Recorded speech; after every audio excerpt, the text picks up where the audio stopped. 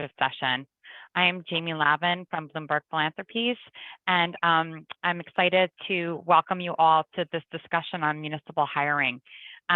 We are really excited about the opportunity to talk about what is a really promising set of strategies for municipal hiring to help you keep up to date on workforce concerns, and then also to be able to use federal funding to be able to both attract and retain workers. Before we begin today's discussion, we just wanted to provide a reminder about the Federal Assistance E-311 program. This is a partnership between Bloomberg Philanthropies and the United States Conference of Mayors, which helps cities navigate the unprecedented federal funding available to cities through traditional programs like FEMA and HUD, the American Rescue Plan, and now the Infrastructure Investment and Jobs Act. We've retained federal funding experts to help cities navigate issues from eligible uses of funds to controls to prevent fraud, waste, and abuse. We've included experts at Witt O'Brien, Hagerty, EY, Probity, and IEM. You can schedule a one-on-one call with one of our experts to walk through your city's questions about using federal funds, or submit a question onto our website for a written response, and we'll put the site in the chat. Since the program launched in May of 2021, we've had over 4,500 participants from cities, from over 1,200 cities access our resources. I also wanted to let you know that Bloomberg Philanthropies has announced a new partnership with the United States Conference of Mayors, National League of Cities, and Results for America to help cities apply for infrastructure funding. The local infrastructure hub builds on the work we've been doing in the E-311 program to bring more resources to cities to understand the $1.2 trillion in available infrastructure funding and create transformative projects that improve residents' lives. We'll be hosting our first session on July 12th, so look out for more information. We also wanted to let you know about several upcoming content workshops this summer with our expert partners to address frequent topics we hear from cities. So we have coming up one on July 14th, a workshop on grant writing with Witt O'Brien and Hagerty. We're going to be discussing how to approach this really essential function. We know that cities have been navigating both getting grants out the door to nonprofits and businesses, and also the process of applying for grants. A workshop on preventing fraud, waste, and abuse, best practices in these areas with specific examples of how other cities have navigated the complex challenge of using federal funds and making sure that the money is well spent. That will be on July 21st with Probity and EY. And lastly, a project on the project and expenditure reports that we know all cities will be completing for their ARPA funds on August 11th with Witt O'Brien. So now to transition to today's agenda, as you're well aware, cities are grappling with limited capacity as they navigate the implementation and reporting requirements of federally funded programs. Our strategies are of our expert partners at Hagerty Consulting and EY will discuss trends in municipal hiring and sharing how cities can use the federal funds available to them to be able to hire and retain workers and proactively address budget and compliance concerns. Now I'd like to turn the Zoom over to my colleague and one of the inspirations behind the E-311 program, Rose Gill, who heads the Municipal Integrity and Transparency Practice at Bloomberg Associates, to introduce today's speakers. Thank you. Thank you so much, Jamie, for that introduction, and welcome to all of the cities that are on this call. What a wide range of cities that are already represented. So welcome one and all. We're just delighted to have some new colleagues and to have some folks who I recognize have joined our workshops in the past and have participated in the E-311 program in the past. So with no further ado, I want to introduce this really distinguished panel. We have three panelists from Hagerty, and as Jamie mentioned, Hagerty is a disaster response management consulting firm that we've been working with in connection with the E-311 program. And as some of you may know, senior leadership at Hagerty includes people who held positions at federal agencies managing large federal disaster recovery programs. Our three speakers from Hagerty today include Kristen Kerr, Tom Leatherby, and Rachel Knobloch. They've spent the past several years helping jurisdictions navigate the federal recovery programs that you all have been contending with. This team has also specifically devised hiring strategies applying the federal program dollars for numerous jurisdictions, and they've worked one-on-one with a number of cities on this call in connection with their hiring and budget plans. Next, we have Mark Bradley from Ernst & Young. Mark is a national leader in the HR arena. He runs the practice at EY that consults on hiring and retention, industry best practices for HR, and HR technologies. Mark is joined by his partner from EY, Ryan Pratt, whose lens includes compliance and good government strategies. We are thrilled to have Samir Seed, who is the Chief of Staff from Howard County, Maryland. Sam has been responsible for developing the plans for the use and budgeting of CARES Act and ARPA funding, and his work has included some forward-looking HR and retention strategies that we're really excited to have him discuss with you today. Sam has a long government career at the state level and in the mayor's office in Baltimore, where, of note, among other things, he directed the City Stack program. I also want to thank Cobry and Kim for helping to organize this workshop. Hegarty, EY, and Cobry and Kim have collectively been part of the E311 team of experts who have been working diligently since last year, guiding hundreds of cities, as Jamie mentioned, on how to secure and properly account for the wide array of available federal funding sources. And so more to come. And with that, I will turn it over to Tom from Hegarty. Well, thank you, Rose and Jamie. Just a few minutes to set the stage for this workshop. And at the outset, I want to mention that today's workshop grew out of one of the core components of the E311 program, which was an office hour conversation between a city and one of the three E311 program expert partners. And it was a conversation that started with a couple of simple questions about hiring and retaining and increasing municipal capacity, and grew into a series of conversations and written responses and follow-up memoranda that became very valuable as the conversation grew. And there was so much information there that this workshop grew out of those conversations. It's a really important issue. As we entered the pandemic, cities were already facing budgetary constraints and the start of difficulty in retaining and attracting key talent into positions, both skilled and unskilled positions. As the pandemic grew, could I have the previous slide, please? As the pandemic grew, those problems were only exacerbated. Not only were budgetary funds diverted to pandemic response, but the employment market changed, and as national trends that we'll view later have shown, cities have really faced difficulty in filling critical positions.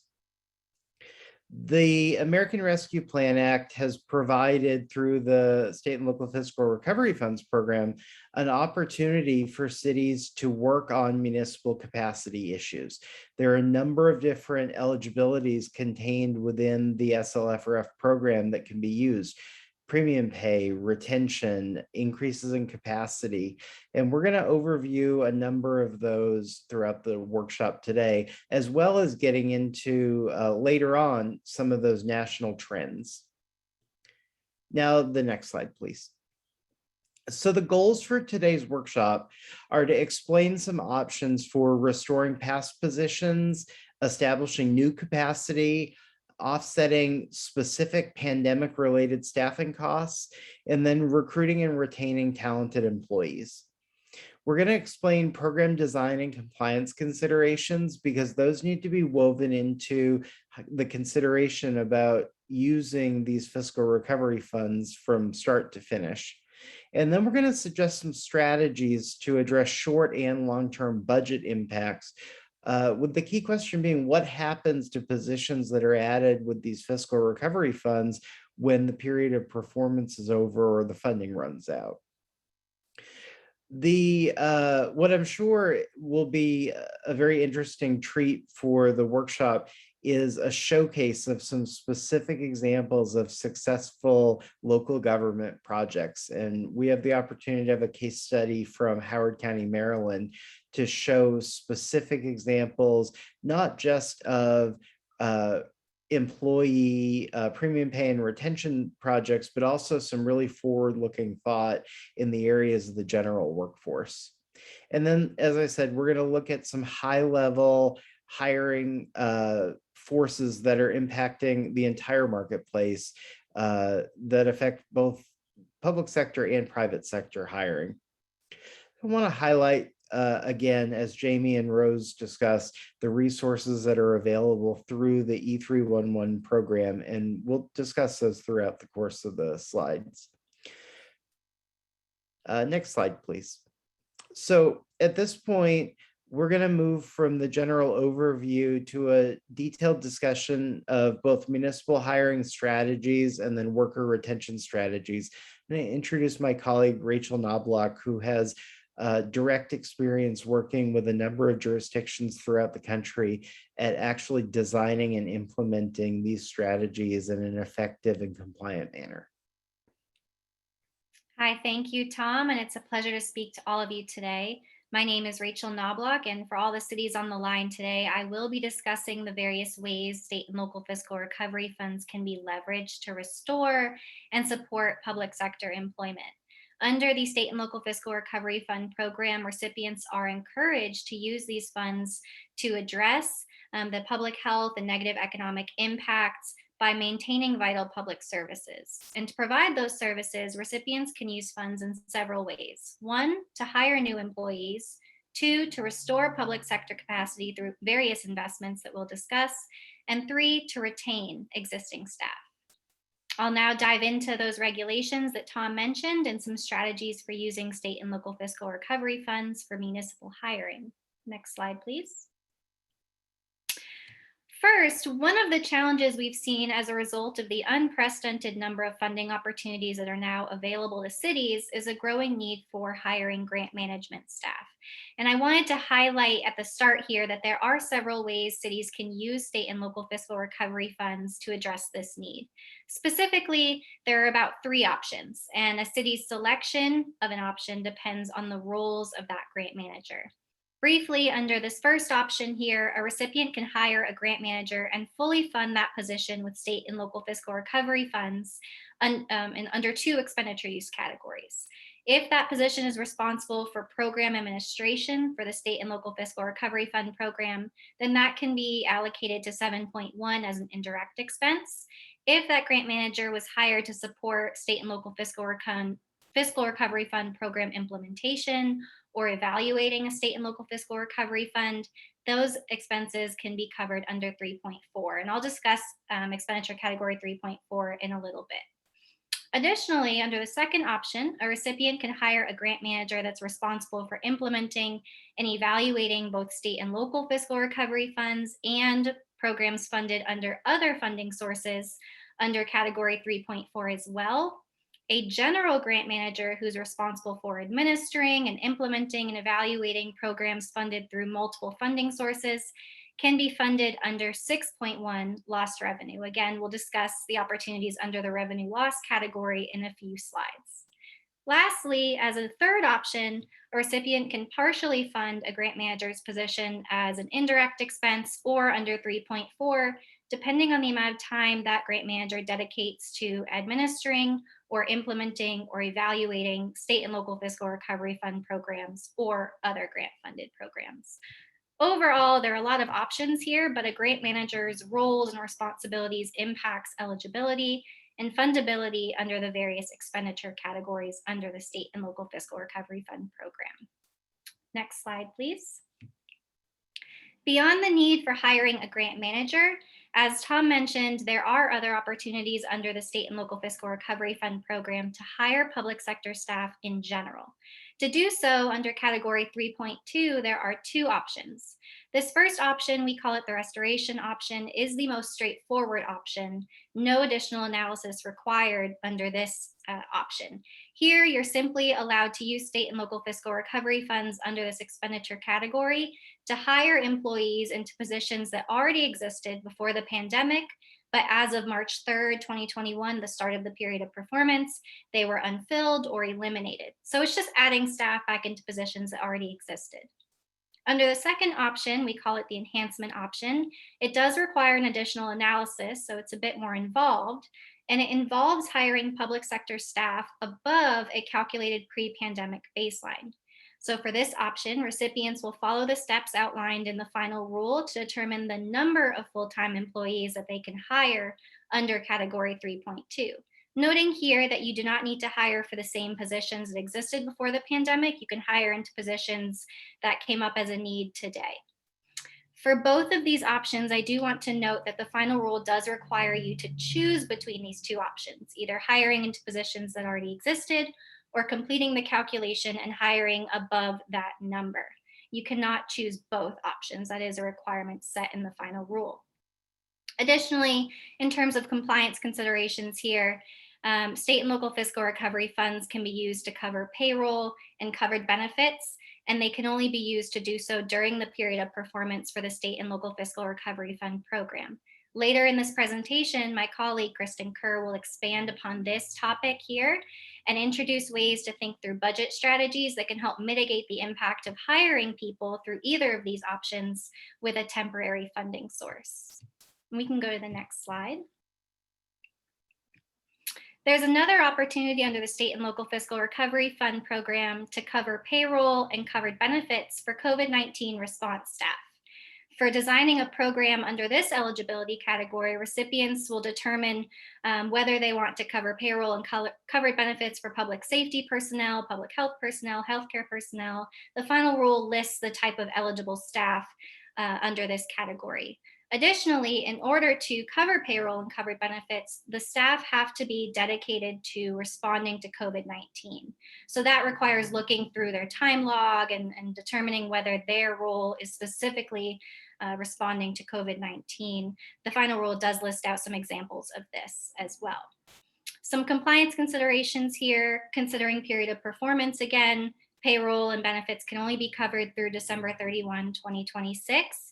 Treasury also asks that because this expenditure use category is linked to staff who are responding to COVID-19, that you do an ongoing assessment of your determination of primarily dedicated staff, meaning that if you've determined that this group of public safety staff are responding to COVID-19, that maybe in succeeding reporting periods, they're no longer responding to COVID-19, and you have to assess whether you should still be covering payroll and covered benefits for those staff as we move forward through the period of performance. Next slide. Relatedly, there are additional opportunities to use state and local fiscal recovery funds under that 3.4 category we discussed on the grant management slide to improve the design and efficacy of public health or economic relief programs. I've already spoken about one of the options, and that's using state and local fiscal recovery funds under this category to hire staff who are responsible for supporting the implementation of state and local fiscal recovery fund programs and other programs that are funded from other funding sources that are supporting your community and addressing the impact of COVID-19. But Treasury did acknowledge in the final rule that capacity building also requires investing in technology, investing in community engagement, investing in software in many cases. And so funding under this eligibility is not restricted to staffing. There are also opportunities on the next slide to invest in items such as data analysis resources that can help you implement programs that support the community, invest in technology infrastructure resources that can include hardware or software purchases that will support, again, your ability to deliver services to the community, and of course, community and outreach and engagement resources. Treasury included these eligible uses to provide you all with an avenue for investing in new staff and new technology and new tools to allow you to effectively develop, execute, and evaluate all of the public health and economic relief programs that you're implementing, not just those funded under the state and local fiscal recovery fund program. An additional eligible use category under category 3 is this administrative needs piece, 3.5. Under this category, recipients are able to address administrative needs of recipient governments that were caused or exacerbated by the pandemic. And there's a lot of flexibility under this category.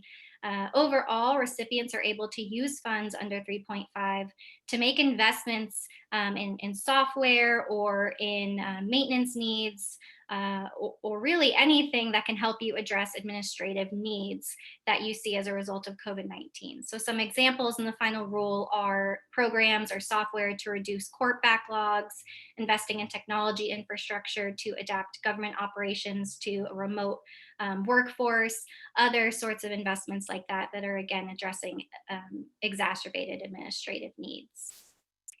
Next slide, please. Great, thank you. Recipients are also able, as an additional hiring opportunity, to utilize the lost revenue provision to cover payroll and covered benefits for any government position. Revenue loss is the most flexible eligible use category under the state and local fiscal recovery fund program. Under this category, recipients may use state and local fiscal recovery funds to provide government services up to the amount of revenue loss due to the pandemic. Because the final rule places very few limits on the definition of government services, recipients with funds available under this category have broad latitude to use these funds on projects or expenditures that wouldn't otherwise be eligible under other expenditure categories. That can include general infrastructure repairs, and it can also, for today's purposes, include covering payroll and benefits to hire people into critical positions, separate from all of the eligibility and compliance considerations for other expenditure categories, including the ones we spoke about under category 3. I do want to note that recipients should be mindful that there are a few restrictions under this category, even though it is very flexible. One being that funding commitments under this category are not to exceed standard allowance or calculated lost revenue election amount, depending on your city's election there. And funding may not be used for extraordinary pension contributions, payment of judgments, or contributions to a rainy day fund. Next slide, please. Great. Beyond ways recipients can use funds to hire workers and restore public sector capacity, state and local fiscal recovery funds can also be used to retain your workers through various retention strategies that I'll get to now. Next slide. One of those retention strategies is to provide premium pay to eligible workers performing essential work during the pandemic.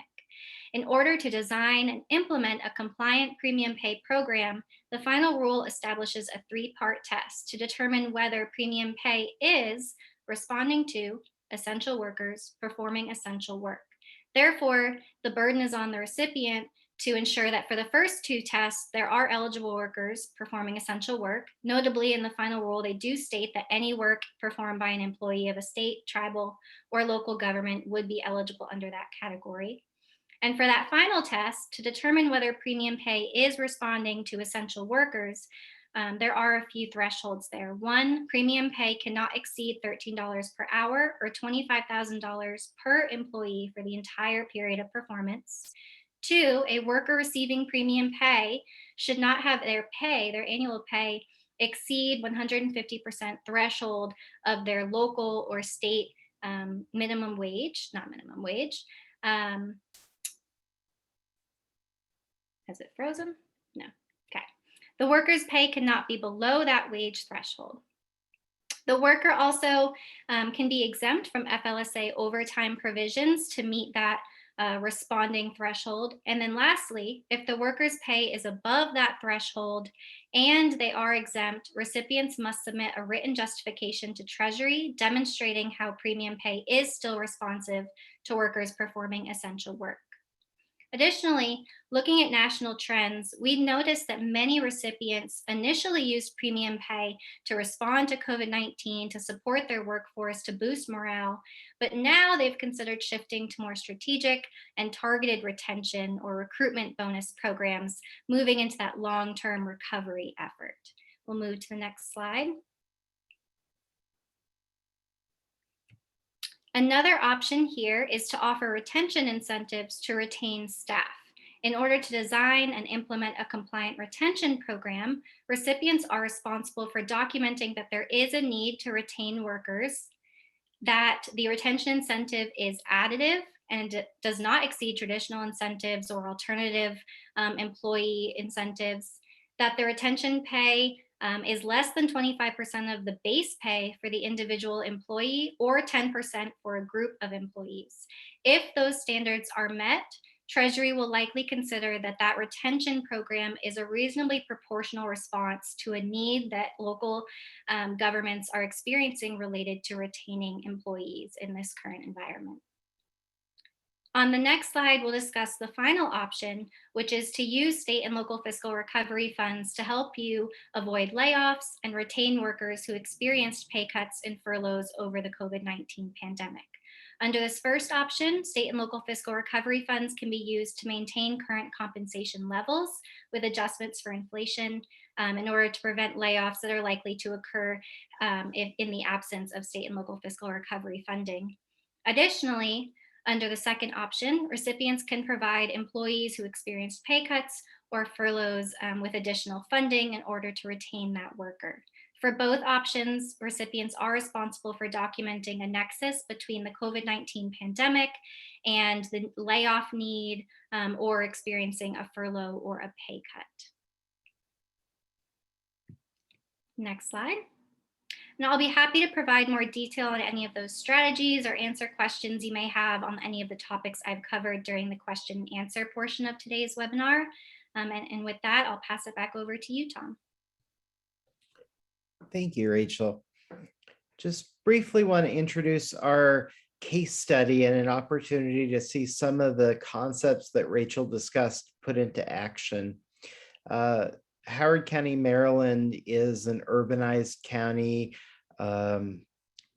relatively high area median income, has done a tremendous job of using fiscal recovery funds in the way the program was intended, has engaged in outreach, has prioritized funding, has braided funding sources together, and really is looking to find the greatest need in the community.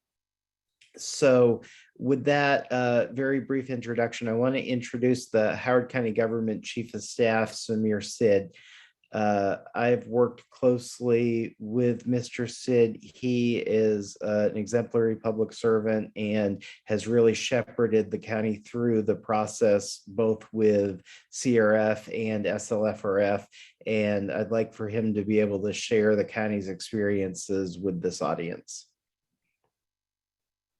Thanks, Tom. Thank you, Rachel and Kristen and the Haggerty team. First and foremost, I have a debt of gratitude to Haggerty. They've been a great partner, and they've allowed us to be creative with this work, which has been a fantastic experience for us. Again, Samir Sid, Chief of Staff to our County Executive, Calvin Ball, here in Howard County, Maryland. Before I jump in, I'll do a very quick overview of our county. Tom touched on some of the finer points earlier, but it's a county of a population that's just over 335,000 residents. We are sandwiched in between the Baltimore and Washington metropolitan areas. We're very much suburban. Our government has a hair under 3,300 employees, and our budget runs just over $2 billion from all funds and from 1.3 to 1.4 billion in our general fund. We're known for our relative wealth, quality of life, and as a great place to raise a family. Tom touched on it, but our median household income is the 7th highest in the nation, and we've been consistently lauded as a top 10 county for happiness, safety, and as a best place to live. One thing I'll touch on at the onset, and it'll become relevant in a few minutes, Our school system is a big driver for our reputation, both regionally and nationally. Our school system is consistently ranked amongst the top 2 school systems in Maryland and amongst the best in the nation.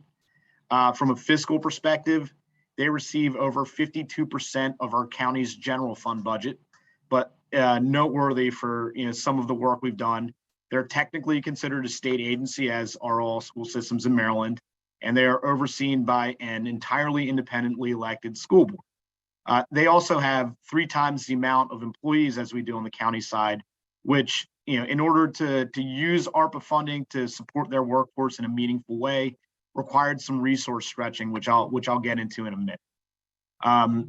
Going to our work on ARPA in a general sense, our allocation is $63.2 million, as you can see on the slide.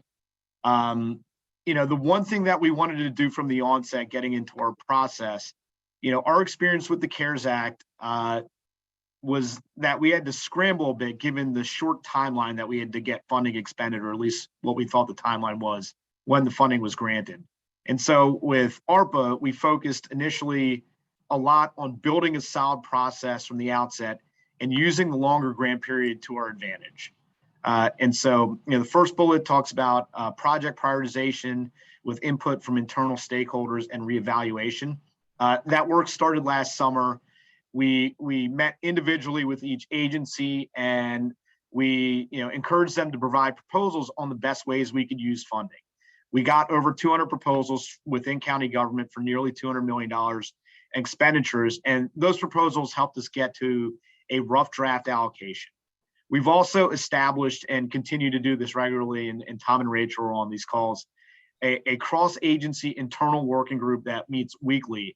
And we use these meetings to continue to discuss our priorities, to identify evolving needs in our community, given that the pandemic has shifted many times, and I know we've all experienced that.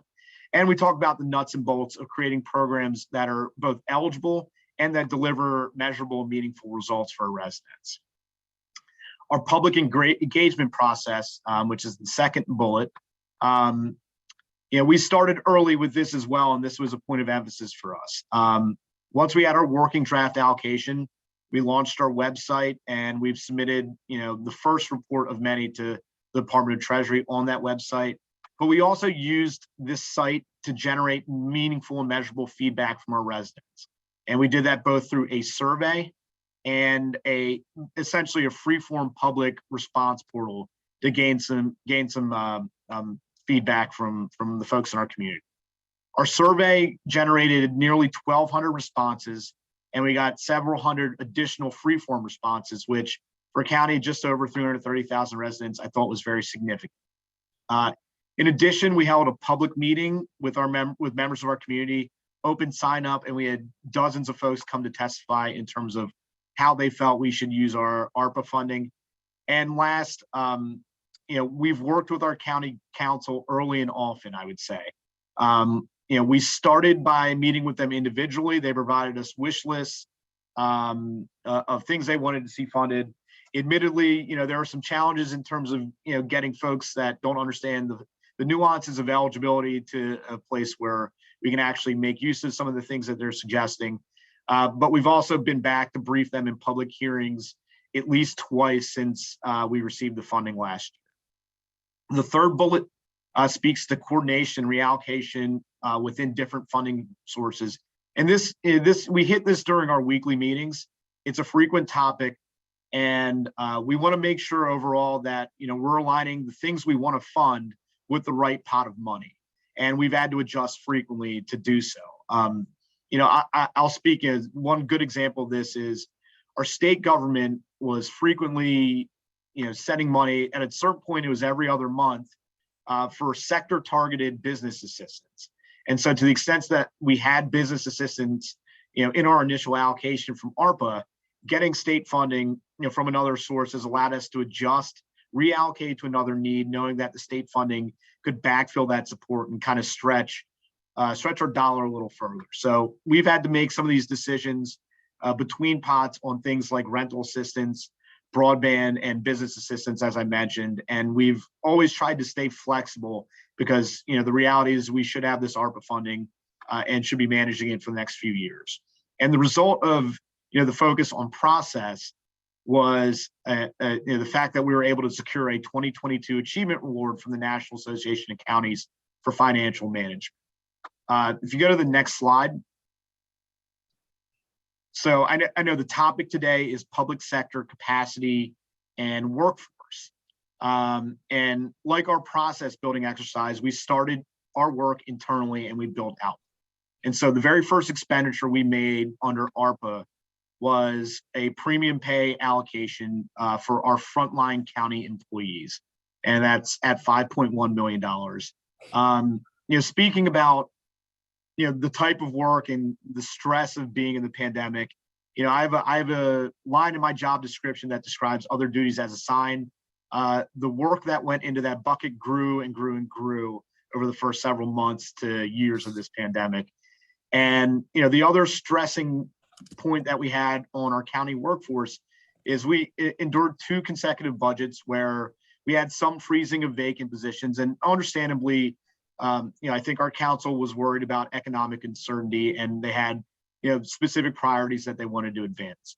But those were things that were kind of forcing us to do more with less. We wanted to make sure our folks, you know, were happy and that we're able to keep them in place because of the good work that they'd done. And so the way we constructed that program is, you know, it was 2 tiers. We emphasized folks that were in public safety and folks that had to be on site on a daily basis based on the risk of exposure to COVID-19. And then we had a second tier with a slightly lower amount for folks that had to be in an office at least once a week throughout the duration of the pandemic. So going on to our 2 school system items, which are the educator commitment bonuses and the school bus driver retention incentives. You know, again, you know, we're you know, 3 times less in terms of our county workforce and our school system. And so we knew in order to keep our public sector workforce satisfied, we had to figure out a way to support our school system, and we had to do so quickly. And you know, supporting the school system was a priority for a number of reasons. The first, I talked about our community engagement efforts, and I talked about the fact that the school system is a big driver of why people choose to live in Howard County. And that was borne out in the data that we got back from our outreach. You know, we do a word cloud on our website. And if you look at the word cloud, the 5 most commonly used words from our public were school, students, need, teachers, and staff. So we knew our public wanted us to go in a certain direction. Second, you know, we stay in touch with both, you know, the administration of our school system and our educators unions. And we were hearing constantly about their needs and their challenges and the fact that burnout was, you know, a reality for these folks. And the last thing I touched on is the size of this workforce dictated that we needed to not only support, but also leverage our funding to fully address the issue. So I'll start with the bus driver retention issue. This was an acute issue that we experienced late last year, where we had bus drivers calling out, missing routes. It was an issue that we were seeing regionally in Maryland. And it became a problem for our residents who were relying on bus service in order to get their kids to school, in order to rejoin the workforce themselves. And our school system also received an allocation of federal funding that was at or slightly larger than our ARPA allocation through the ESSER program. And so we knew that they had resources as well. And in our initial discussions, to be open about it, there was a preference from the school system that the county pick up the majority, if not all of the costs, to provide any sort of a hiring and retention bonus for school bus drivers. And so, in a very open way, we did use some public pressure to get a more robust hiring and retention program together for our school system. And essentially what we did was we offered $2 million in ARPA support for bus drivers. And we asked that our school system match, and we asked that they match in a public way. And within a week to 2 weeks, we were able to establish a great program, $5,000 incentive for current bus drivers, and a $4,000 hiring bonus for new bus drivers. And the most important thing was the outcome for our community is that we stopped seeing, or we started to see, a severe decline in the number of missed routes we were seeing for our school buses. Moving on to the educator commitment bonuses, similar approach and a similar result, but on a much larger scale. We have nearly 8,400 full and part-time educators. And again, we were starting to experience and feel that we might have retention issues servicing based on dialogue with educators on an ongoing basis. And similarly, the school system's initial preference was a county-driven solution to provide premium pay to our educators. And so again, we went back to the same playbook.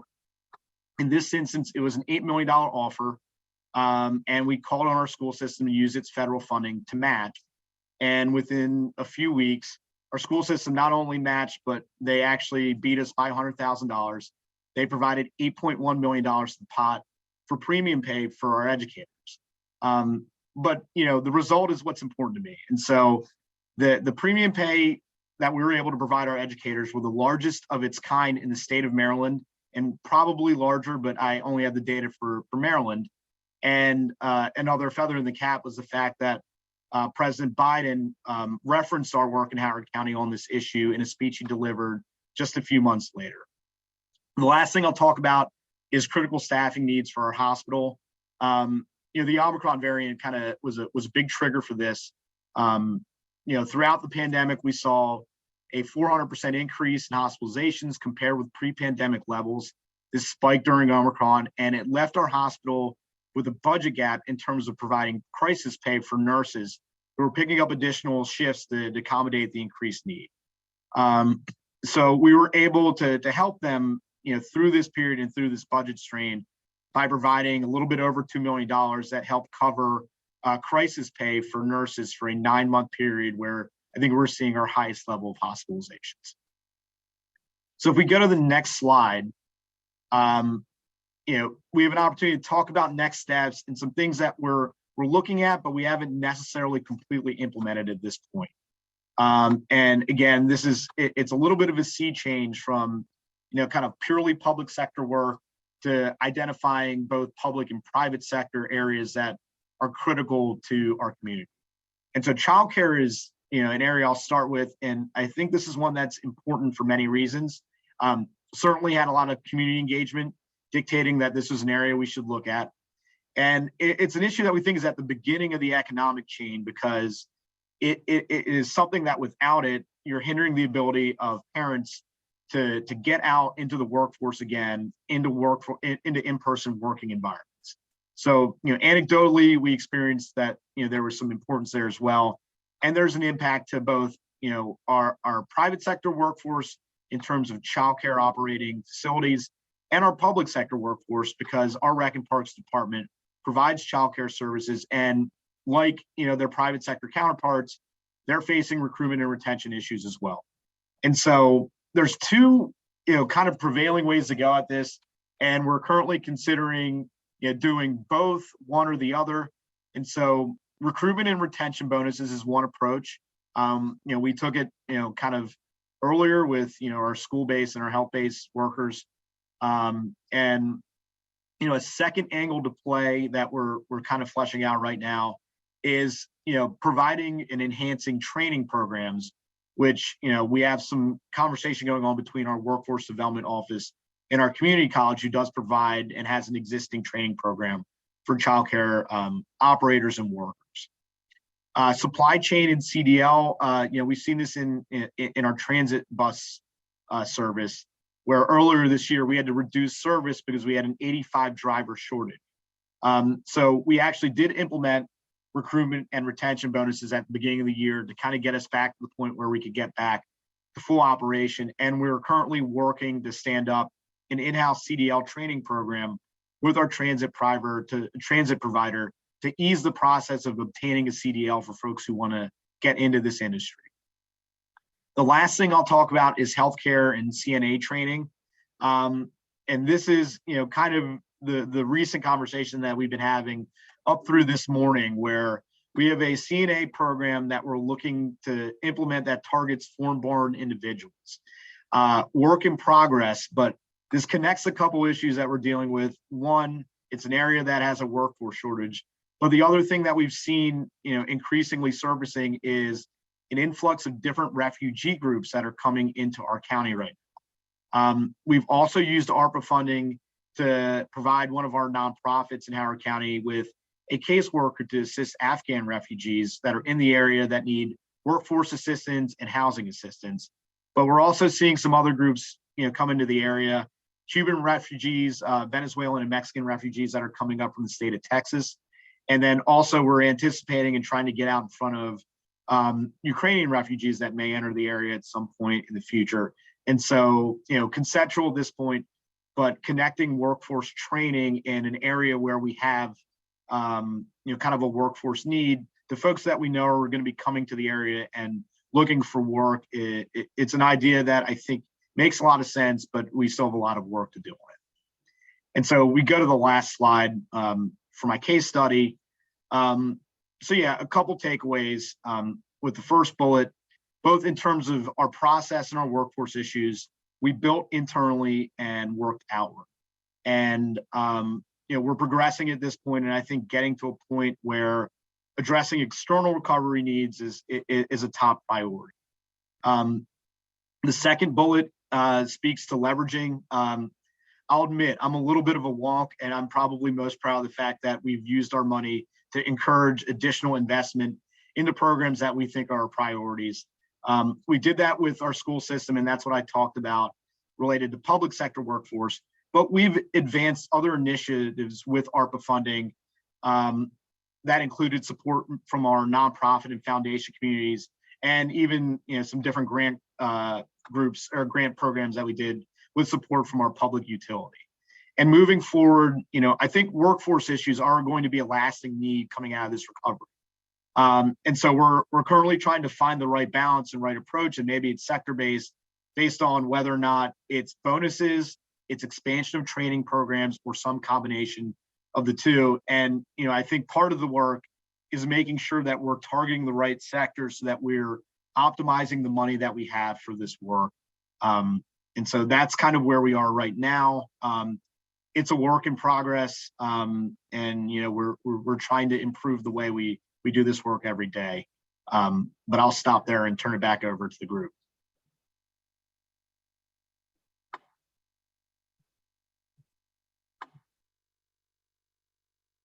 Great, thank you so much, Samir. Go ahead, Rose. Nope, just gonna grab the baton. Go ahead. Oh, perfect. Right.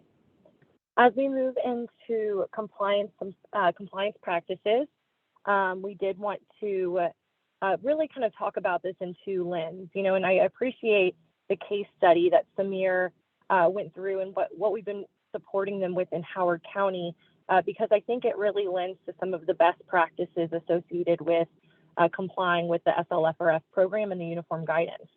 So we like to talk about this in two ways, both program administration and management and program design and implementation. Overall, establishing a portfolio of program management support services, including oversight, grant monitoring, and reporting, is really critical to the ongoing implementation of your SLFRF program. As Samir mentioned, having regular meetings with program managers as well across your organization will really help with some of the communication and implementation of this program. Additionally, developing strategies to maximize and various federal funding opportunities is really critical to really leverage some of the funding that is available right now to your community. I'm sure a lot of you have had experience working with FEMA Public Assistance, and FEMA Public Assistance is really available to help restore to pre-pandemic levels, but there's really an opportunity to maximize the SLFRF funding for hiring and hiring, recruitment, and retention strategies, and using the multiple buckets of funding available through the American Rescue Plan Act may also help support your organization and restoring your public sector capacity. Additionally, as all of you are already probably preparing for and getting ready for, the U.S. Treasury does have financial and programmatic reporting that is required quarterly for most organizations, annually for smaller organizations and non-entitlement units of local government. But it's really critical up front to identify what data is required to submit to the U.S. Treasury, especially when identifying how you're planning to fund some of these programs. So as Rachel mentioned earlier today, or earlier on this presentation, there are multiple expenditure categories that you can fund various SLFRS programs under. Given the requirements that the U.S. Treasury has put forth in their compliance and reporting guidance, there are various programmatic data points that need to be reported on in that report each year, as well as each quarter, as well as your annual report. So identifying that programmatic data upfront will make it a lot easier to start tracking as the program is being implemented, rather than trying to collect that information on the back end. So we always like to stress that, because it can be a little bit difficult as the program has started to collect that information. And additionally, being aware of some of the uniform guidance requirements, as well as some of the program-specific requirements that Rachel outlined by expenditure category, is really, really important to know upfront prior to implementation, especially when it comes to providing funds to beneficiaries and subrecipients. And so knowing those requirements are really critical in executing and implementing your SLFRS programs. As we specifically move more into program design and implementation, and thank you. As we move into program design and implementation, it's important as you're using these funds, especially to recruit and retain employees, and especially for program implementation as well, it's important to identify the scope of the position and the programmatic needs that will ensure eligibility and compliance with the program, and really knowing what activities are allowable under the final rule, especially when directly working on a program that is implementing the funds. And so knowing those allowable activities, and also ensuring that your personnel are aware of what activities are allowable and not. When completing, timesheets, it's important to identify these activities within those timesheets so you can tie the work directly back to the program if ever audited down the road. Additionally, when we're considering reporting needs, it also is really helpful to establish payroll tracking codes associated with this grant. And in particular, if you are leveraging multiple funding sources to fund these positions, having payroll tracking codes that separate out the time being dedicated across various programs will be critical, and to be able to easily track and pull that data out and report that time to the U.S. Treasury. So, if your payroll system allows, we do encourage establishing those codes early on, because once again, it may be hard to retroactively tie those amounts together. And then finally, we recommend considering establishing contracted and grant term funded positions to reduce the funding risk beyond the period of performance. Rachel mentioned this earlier as well, and we will talk about long-term budget strategies next. But knowing that this funding is available only through December 31st of 2026, there may be some ongoing budgetary impacts to your organization when hiring on an employee. And by establishing a contract or grant term position may mitigate some of the risk associated with those long-term budget strategies. Thank you, Kristen, very much. Oh, sorry. Go ahead, Rose. I didn't mean to cut you off. Okay.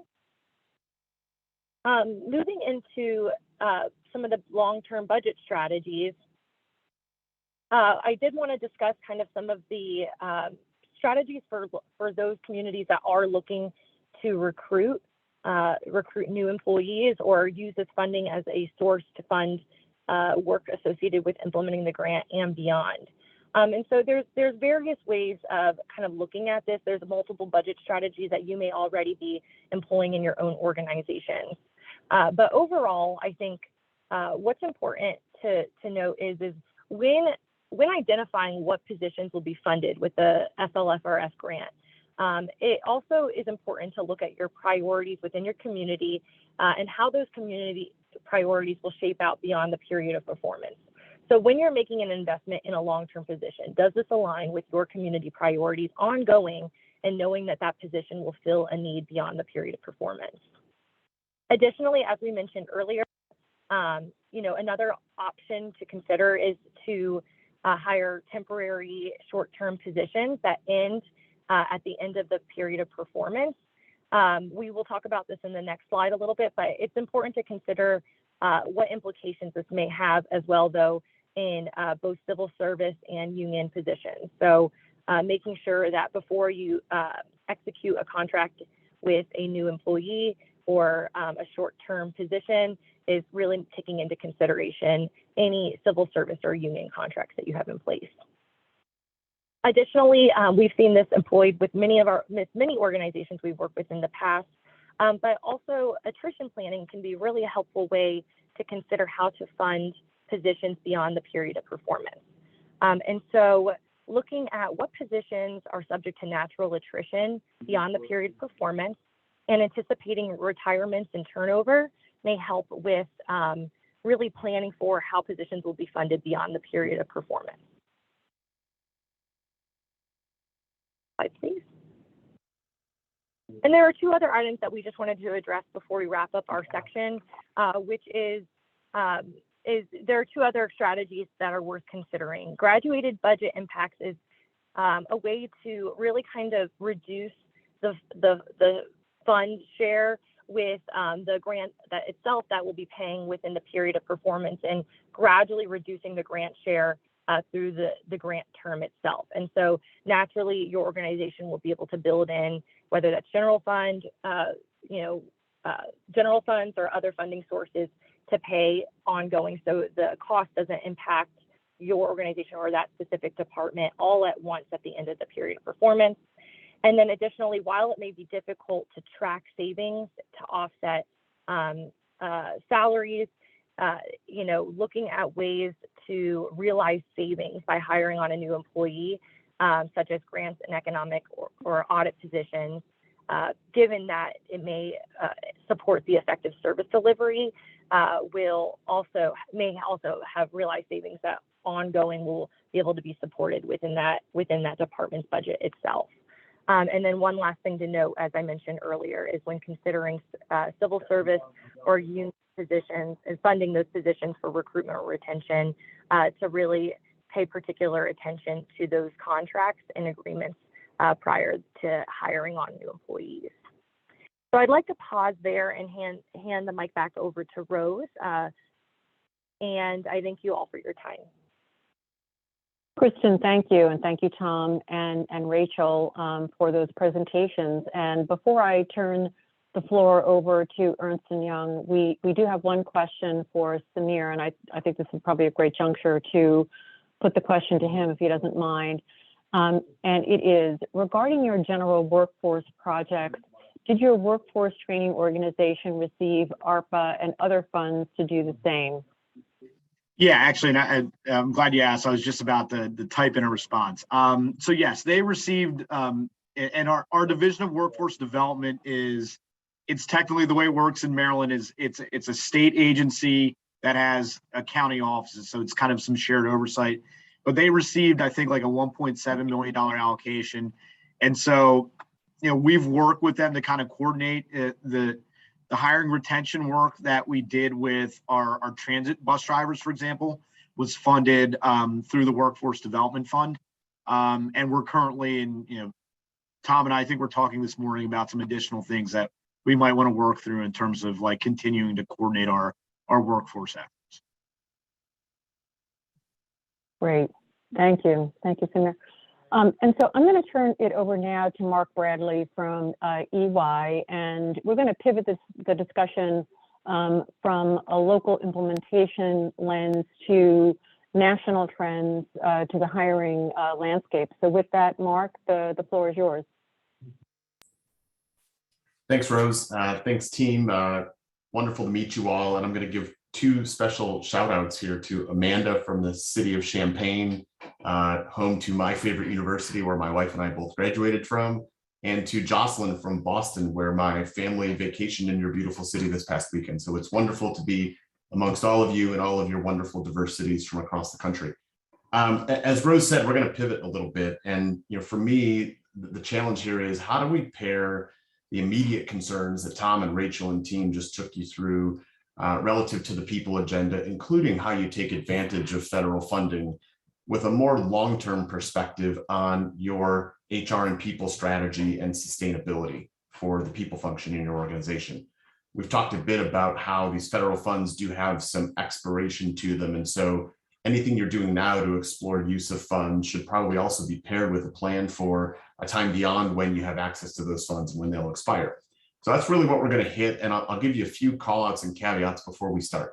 The first is, and Rose mentioned this, what I'm going to talk about here is really underpinned by and related to all sectors, all industries, public, private, anybody who employs a reasonable number of people.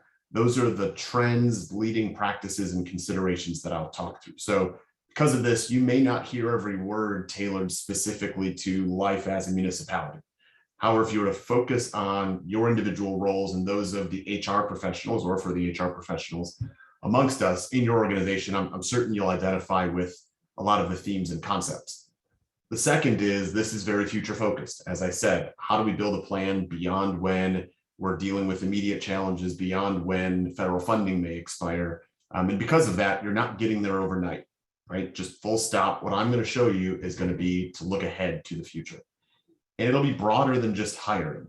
My perspective, the perspective of our group at EY, right? There is deeply woven interconnectivity between attracting and retaining and your hiring challenges, and how you structure overall your HR organization and determine the priorities of the services you provide to your employees and the way you structure effectively to deliver those services to the folks that work for your organizations. So to get started, in my mind, the best way to understand how to do some future planning is to really take time to understand what are the forces causing us to be here today and rethink such that we have to plan for the future, and things that, in my perspective, are dramatically changing the world of work. So the first slide we have here, 5 macro factors that are happening in our collective environment around the world that are causing us to rethink our people strategies. The first is relative to inflation and geopolitical risks. And this one's personal to all of us, right? We feel this pain at the gas pump. My car costs more to fill than it's ever filled before. And every one of us probably has a story for our friends or our kids, if we have them, of there was a point in time where I could fill my tank for $20 or for $10, right? And those days feel long gone, and it's hard on all of us and all of our people. To the rising cost of attracting talent, which you're feeling in your organizations, I'm sure of it. The second is a historic level of roles being open from an employment perspective in across all sectors, and for a duration of time that we've likely never seen and may never see again in our lifetime, largely due to skill gaps.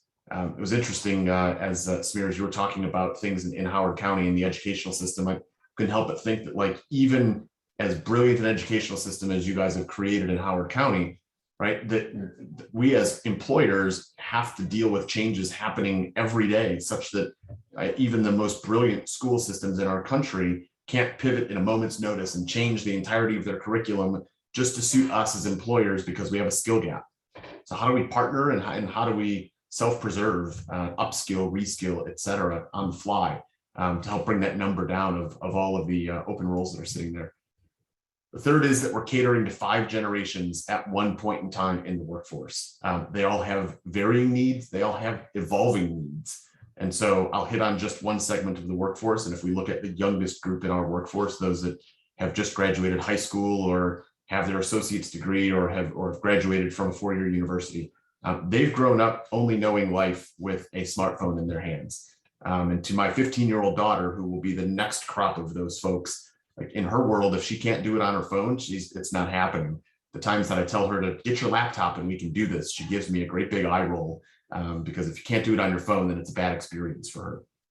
We as employers need to understand that as we architect the way work will work in our organizations.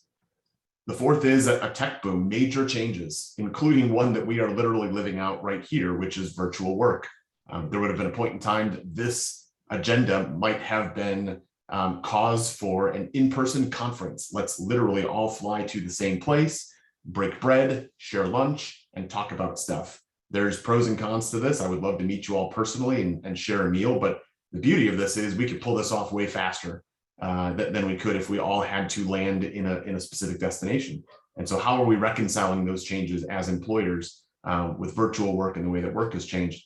This one also goes beyond virtual work, though, to the fact that we are using new technology at scale, and with that comes the need for new skills and organizational capabilities to respond to that trend. The fifth is on the ESG agenda, so environmental sustainability and governance. And when I speak of new skills, this is a very fast-moving space. So as all of your organizations are likely in some form or fashion rethinking your mission and rethinking your goals to serve your local constituents related to these ESG themes, the example I kept coming back to is that many of your localities may have gone to all electric buses. I love it. When I see those in cities, it makes me happy, and looking forward to my first all electric car that hopefully will come as soon as there's some production backlog solved in the auto manufacturing space. But you also have to determine if you've got the skills in your organization necessary to go achieve these new goals. It's great to put new goals on paper. It's great to strive for some of these bigger than us things like the ESG agenda, but it takes a lot of new skills and new roles. And are you prepared for all of that? So 5 big macro shifts, all causing us to rethink the best way to recruit, best way to attract, retain all of our people, all while the rest of the sands are shifting. Costs are skyrocketing, worker needs are evolving. It can be a huge challenge. When we think about that last notion, the fact that worker needs are evolving, we've paired these 5 macro trends with some EY research that we've done that actually started circumstantially at the beginning of the pandemic. I will admit, I was in the group that said this is like a 3-week work from home homeschool event, and we'll all be back to normal by the month of May. And I couldn't have been more wrong. Thankfully, others at EY had the kind of foresight to say, let's understand this moment deeply. And we set off to do some research that we've now repeated 4 times, the most recent of which published just 2 months back in April, relative to evolving preferences and concerns of employers and employees. So whether we call this the Great Resignation, the Great Reset, whatever we call it, the COVID pandemic has caused many, probably including most that we hire and that are the day-to-day lifeblood of our organizations, to rethink their career needs and wants. So what did we take from this? I'll just give you one major insight, and this is probably the understatement of our session. Power has shifted dramatically to the employee, right? They hold all the chips. They are more mobile than they've ever been. They're more in demand than they've ever been. They have more access to a raise if they literally walk across the street than has ever been. And for all of you as localities and municipalities, you also have new competition for your talent, right? Google, that used to just employ people in the Bay Area in headquarters or in big local offices, now will hire you wherever you sit. You want to colonize Mars with Elon Musk and you want to be a Google coder, that's good by them, right? And that poses a threat to all of us as we look at hiring in a municipal sense. So we've set the stage, we know the trends, we know what the research is telling us. So how do we translate that a little bit? So if we go to the next slide, we're going to translate these macro trends in research. We're going to get this now into more HR related context, right? So whether you're an HR person on the phone or you just work in the people space or you want to bring this back to your peers, how do we make sense of these external forces and how they relate to our jobs and our organizations as we try to win the talent war? So we've got a series of what we'll call in-flight people trends on the left-hand side of the page. Things like diversity and inclusiveness, regulatory changes, right? COVID didn't cause these things. It accelerated many of them, but these were already left the station elements, right? These were already underway. We were trying to react to them as employers and as large organizations. But if you pair them with the trends that just got lit on fire by COVID, things like workforce resiliency and agility and upskilling, mental health, right? These things have just hockey sticked, in terms of their trend line. So when those crash together, we've kind of summarized this with four main, what we're calling people imperatives in the center of this. And so we'll unpack on the next slide these four people imperatives at the center. So we're going to, as the agenda says, we're going to translate for you here. So four of them, I'm going to go around the horn. Accelerating digital as the people function. So this really comes down to how do we use technology to create capacity amongst our HR team, along with driving a more digital first experience. Again, embracing the notion that especially the younger generations of our workforce, but not just, right? This is all want a more digital experience. They want to be able to do things on their phone and transact 24 hours a day in a very personalized way. The second is to prioritize spend. So as much as I'm going to talk to you guys about big thinking and big strategy, at the end of the day, HR will always be pressured to manage its spend effectively, as it is not a direct driver of top line dollars to any organization. So for all of us, the remit will be do more within your existing budget, or maybe we'll get some moderate additional investments, but we are never going to see a windfall in the people space. And so how do we really make sense of making every best use of the dollars we get? The third is how do we realign our programs and policies and offerings as an HR organization so that we are focused on enhancing value. And again, the value goalpost has moved a little bit where I'll just use it, I'm going to give you a different example than what you all experience as municipalities, but take a public company who their value statement has forever been returning money to their shareholders, right? Well, most of those organizations have now completely pivoted that to we want to enrich the societies in which we work. We want to create better lives. EY's line is build a better working world, right? And so how do we make sure that what we're doing from a people perspective, we're understanding how value is being recast, and then all of our people programs align to those goals to drive organizational value. Finally, we've got to look at operating horizontally. So what do I mean here? HR has to operate wall to wall, tip to tip. It's no longer enough to just run effective programs, right? Do a benefits enrollment, create a new spending plan for our people. As HR leaders, we're challenged to do things like forecast skill gaps. And to do that, we have to know and understand how all of our groups work, every department, every agency, everybody that employs people in your organization. You have to understand how they work and get really under the skin of the jobs so that we can forecast worker needs, skill gaps, et cetera. We also need to deeply understand the motivations of all of our people so that we can create those positive experiences. We can attract and recruit and retain our people to kind of win the talent game.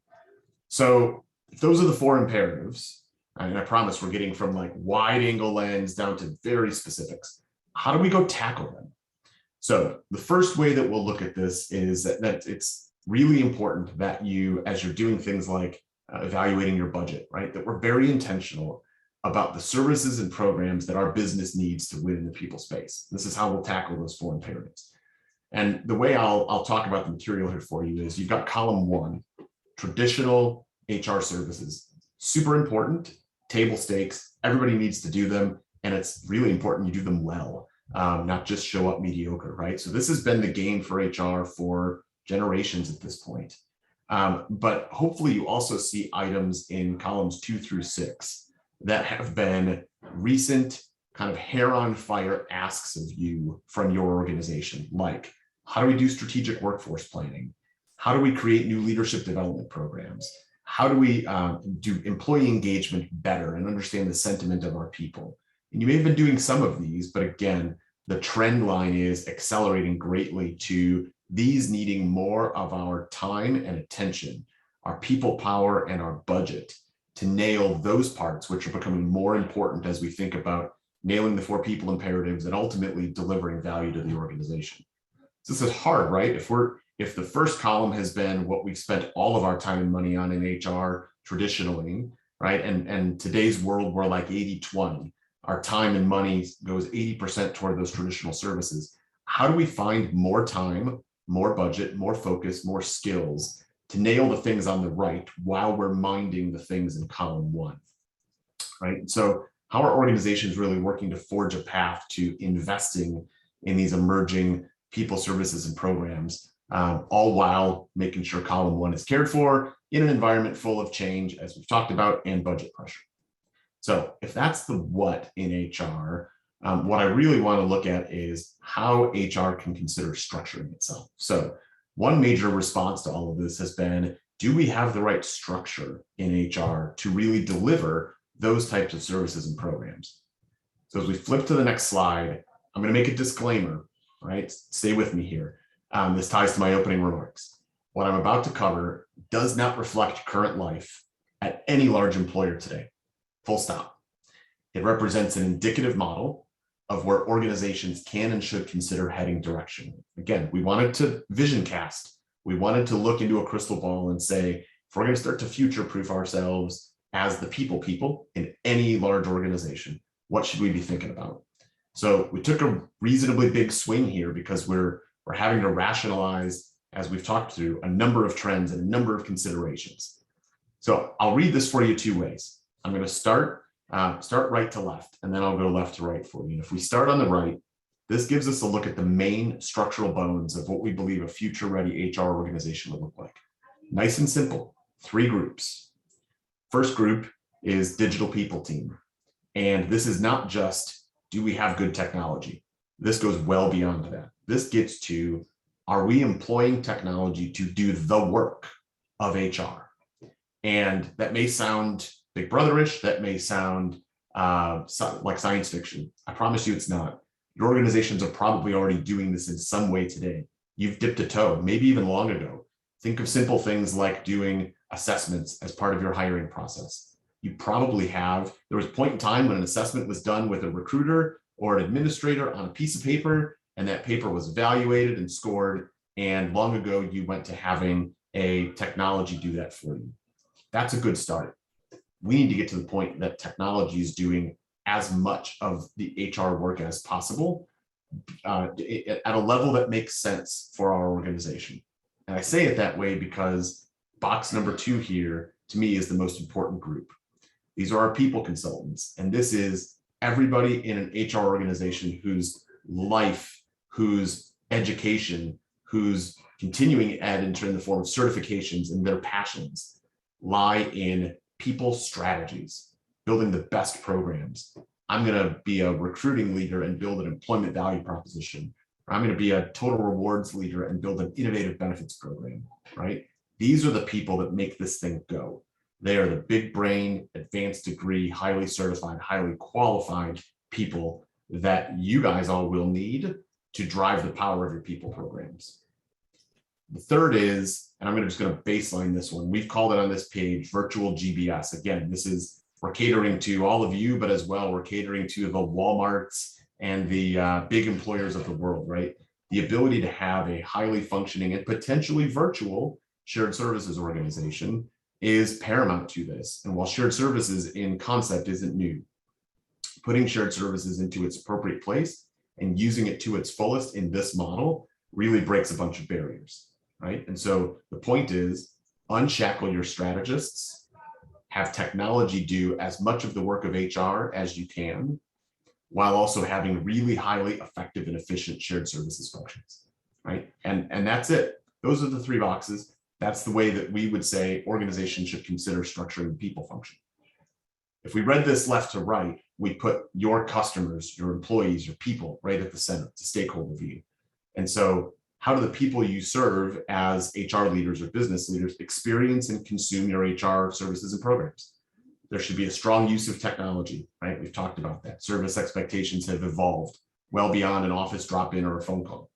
Beyond the technology, we need these brilliant experts, your subject matter leaders, those with degrees and certifications driving the strategic people agenda, understanding how and why a certain department works such that they can do strategic workforce planning and forecasting skill gaps, things of that sort. Those groups should be supported by what's in the center, an efficient and effective group of shared services. I've noted this as aspirational, so I will give you some more disclaimers. Don't try to get there tomorrow. It won't happen. I'm working with some of the largest employers in the country right now on embedding this into their long-term vision and roadmap for their human resources function. And I have to temper their expectations. You don't get there in a day, a week, a month. It's a multi-year journey. But how do we put some context around this, right? If you want to go this way, how do we bring this to where you're at now? So to do that, we're going to show you 3 models. And if we start on the left, we'll just call this the traditional model. If you're an HR expert in the room, the Ulrich model of human resources, where you've got groups like field HR and HR business partners. All of these groups are very well intended, but some things have happened over time, like those groups, by definition of their roles, we didn't use technology well enough. And as we used more technology, we had to rethink the roles that remained and how they deliver value to the organization. We also needed to make sure that our people who were highly certified, highly degreed, brilliant people, that we unencumbered them from some of those tasks that could either be done by technology or by a shared services group, and get rid of the administrative and operational work.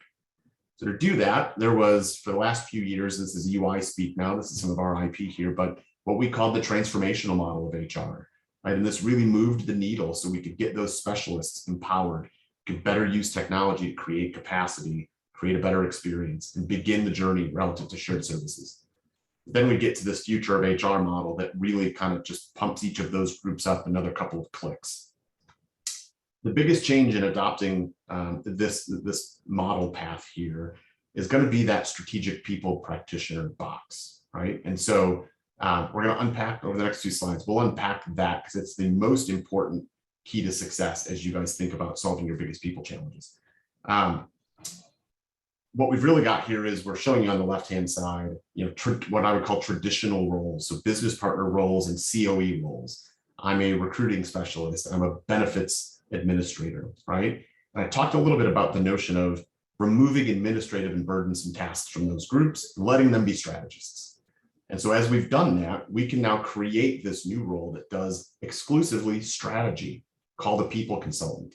And my big disclaimer on this one is, it's going to take us a while to rethink all the roles of HR before we really have organizations have these multidisciplinary Swiss Army knives of people consultants. But I'll give you an example. If you had a people consultant who was doing some of that frontline important work, strategic workforce planning, as we talked about, they need to deeply understand the needs of a specific department and what their hiring needs are, what their skill gaps are. And as they understand that one of their inhibitors to attracting in that space has been the total rewards package, that person would be empowered and capable of doing some benchmarking and understanding how your current total reward structure marks to market. And with a team of people that they would assemble, they can lead the way in solving those gaps, right? A multidisciplinary, multifunctional people consultant strategist. Again, pretty far out there, and it's not a tomorrow thing, but I'm challenging your thinking about how we look at roles differently and structure differently so that we can be successful in the future. Final piece, final slide. So why is now the right time to rethink the structure and roles? And the fact of the matter is the current way is just not working. So whether you're measuring effectiveness, effort, competency, cost, or whether these roles that we've had are fit for purpose, data is showing us it's not working, right? We are ineffective. We cost too much. We don't have faith from our leaders that we are strategic partners. And so we're all here because we're battling challenges in the people space, and we're working to understand how we might use everything in our power, including the potential of federal funding, to plan our future.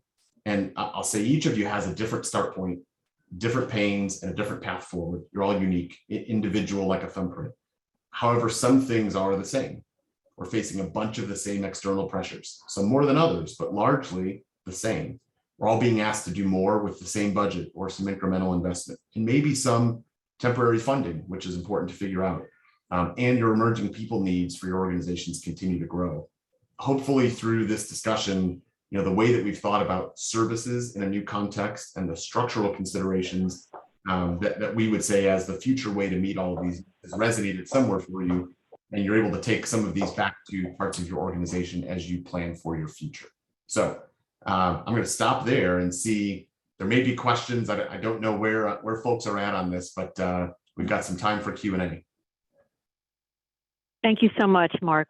Yeah, we have just a couple of minutes left. We want to be respectful of everybody's time. This was a 90-minute webinar. Mark, just top of mind, what are 1 or 2 tangible steps, initial steps that a city can take to move toward this future HR landscape that you just set forth?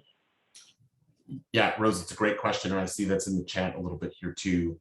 I would highly suggest a data-driven assessment so that you can get leaders on board with saying, we're going to move to this model in the future for some data-driven reasons.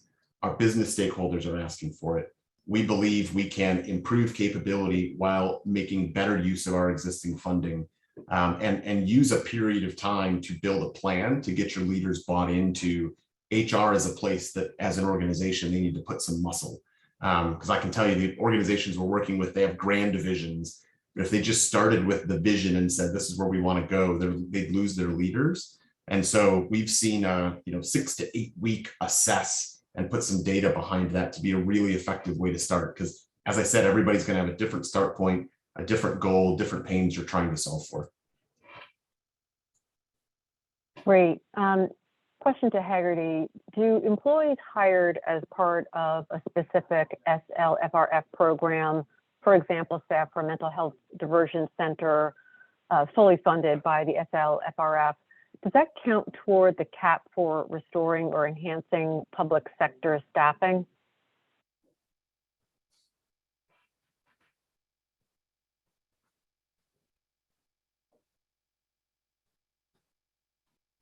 Tom or anybody from Haggerty on that one?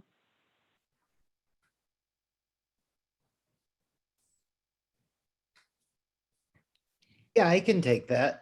So funding an employee directly through a program would be another means of adding staff. That would be outside of the public sector capacity eligibility and would be directly related to the specific program that's being funded. Whether the recipient is actually embarking on that program itself or through a subrecipient or a contractor, that would be budgeted against that specific program.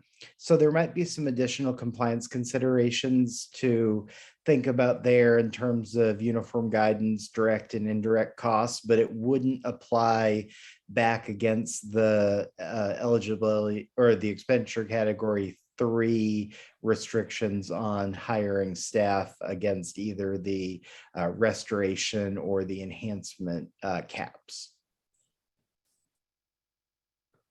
And I think maybe we just have a minute for one or two more questions. And one has come in regarding implementing premium pay. And what are some of the administrative burdens that exist with designing and implementing premium pay, and how can they be avoided? What kind of strategies can be deployed to avoid that? I'll go ahead and take that one. What we typically say when you are designing and implementing a compliant premium pay program, you want to consider that 3-part test I introduced when I was providing an overview of premium pay. That involves ensuring, 1, that you are providing premium pay to eligible workers, and there is a listing of eligible workers in the final rule. 2, that they are performing essential work, and that, again, there is a listing of what Treasury considers essential work in the final rule as well. That includes on-site work, coming into contact with COVID-19, and so on. Then lastly, the greatest administrative burden for a premium pay program is related to the pay threshold. So first, when applying the pay threshold, you have to ensure that premium pay is responsive, because that individual's pay is below 150% of the residing state's annual wages or the county's annual wages, depending on which one is higher. So there's an analysis involved there. Or beyond whether that worker's pay is below a threshold, non-exempt workers can also be included here. That was an additional eligibility included in the final rule to expand the number of employees that could be captured, even if their pay is above that threshold when you include overtime hours. Lastly, if their pay is above that threshold, and if they are exempt from FLSA overtime provisions, then you have to submit a written justification to Treasury, noting why it's still a responsive premium pay program, even if you did not meet those pay thresholds. And I think just walking through a really brief example, thinking about the impact of a collective bargaining agreement here, that's an eligible worker, they're performing essential work. But if there is some sort of a provision in a contract that states that they cannot receive additional pay or hazard pay, that would be where you'd maybe transition that program into a retention pay program instead to ensure you can still support those workers, but it wouldn't be a compliant premium pay program. Rachel, thank you so much. And I think we are just about out of time. And I do know from speaking to cities, and Tom and I were talking about this yesterday in his conversations with various jurisdictions, that many of you are still grappling with what to do as it relates to funding hires, the different options, retention issues, the budget planning, the out-year planning that is still very much going on. And so I just want to echo my colleague who just put into the chat the fact that we are here to continue to help you, and these experts from Hagerty and EY, among others in our program, are here to have one-on-one conversations with you. And so please let us hear from you through the E11 website, and we're happy to continue providing any helpful guidance that we possibly can. And with that, I'll turn it over to my colleague, Jamie, to close us out. Thank you, Rose. Yes, thank you so much to everyone for attending today. And thank you to all of our presenters for these great presentations, and especially to Samir for sharing the fantastic work that you've been doing in Howard County. I think it's really great when peers learn from peers, especially. So we've given you a preview of the upcoming workshops we have scheduled. Be on the lookout. We'll be sending invites for each of those so that you all can take advantage. And we'd love to hear from you. Tell us what problems you're facing as you navigate ARPA implementation, or as you start approaching some of the complexities of the infrastructure programs or the federal funding programs. So please stay in touch, and we will see you soon. And we hope that everyone has a restful and safe and happy 4th of July.